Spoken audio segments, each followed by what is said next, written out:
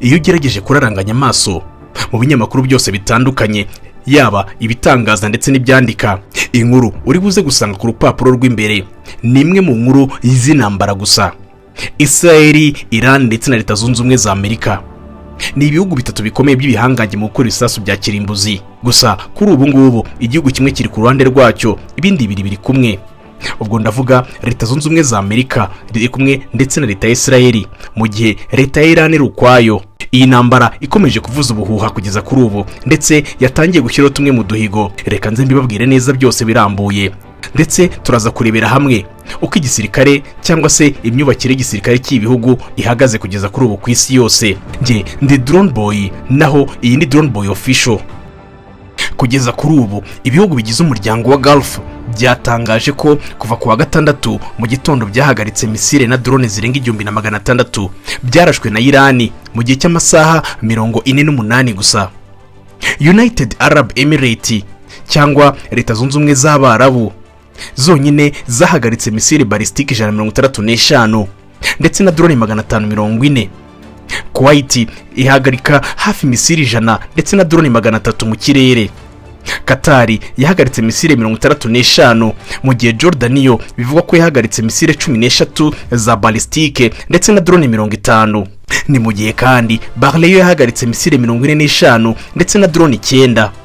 Ibi bikaba bivugwa ko mu masaha 48 gusa igihugu cya Iran cyarashe ibisasu birenga 1500 mu bihugu bitanu, ariko nta kigo na kimwe cya gisirikare cya Leta Zunze Ubumwe za Amerika cyabashije kuraswaho.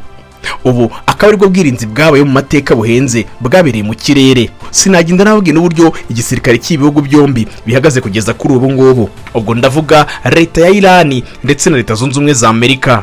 Ubundi Leta Zunze Ubumwe za Amerika mu bisanzwe abasirikare babo bari mu kazi ni 1,328,000, mu gihe iyi gisirikare cya Iran cyangwa se abasirikare bari mu kazi basaga 610,000. Si ibyo gusa kandi ku bijyanye n'uburyo aba bombi bashora ingengo y'imari yabo mu gisirikare, Leta Zunze Ubumwe za Amerika zishora agera kuri biliyoni 895 z'amadolari y'Amerika mu bijyanye gushyigikira igisirikare, mu gihe igihugu cya Iran gishora asaga biliyoni 15 z'amadolari y'Amerika kugira ngo bongere ingufu za gisirikare. Mu bijyanye n'indege za gisirikare, aba bombi Leta Zunze Ubumwe za Amerika zifite indege zisaga 13,000 ndetse na 32, mu gihe igihugu cya Iran gifite indege za gisirikare 551. Ushobora kuba wibaza utese ubwirinzi bwabo bwo mu mazi bimeze bite? Aba bombi ntago banganya habe na gatoya, dore ko Leta Zunze Ubumwe za Amerika amato yabo ahora mu nyanja cyangwa se mu mazi ni amato asaga 465 nibwo bwato buba buri mu mazi bucunga umutekano mu bihugu bitandukanye, mu gihe Leta ya Iran ifite ubwato busaga 109 gusa buhora mu mazi bucunga umutekano. Ushobora kuba wibaza utese abangaba bombi amato cyangwa se ibirindiro byabo bya gisirikare byo mu mazi, ya mato abantu benshi bakunda kwita ko ari nk'ikigo cya gisirikare cyangwa se ibirindiro bya gisirikare bizwi nk'ama aircraft carrier, cyangwa se bushobora kuba bwanaparika y'indege mu gihe bibaye ngombwa.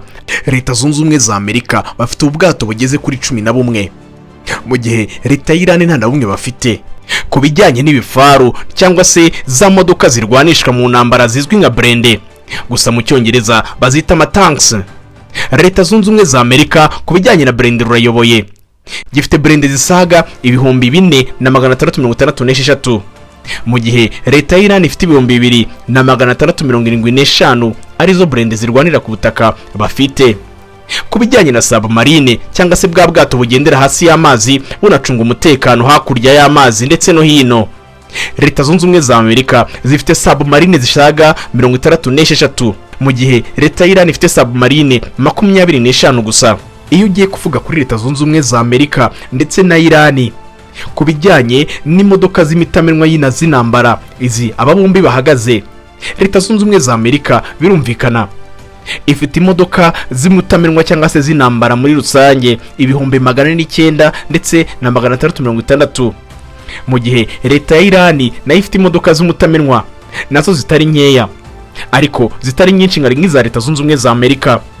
Izi zihagaze ku 75 ndetse na 939. Izi nizo modoka Leta ya Iran zo mutamenwa ihagaze yashora mu ntambara.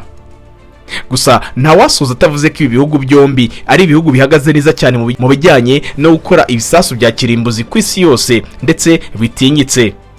Iyi yari Drone Boy Official, naho njye ndi Drone Boy.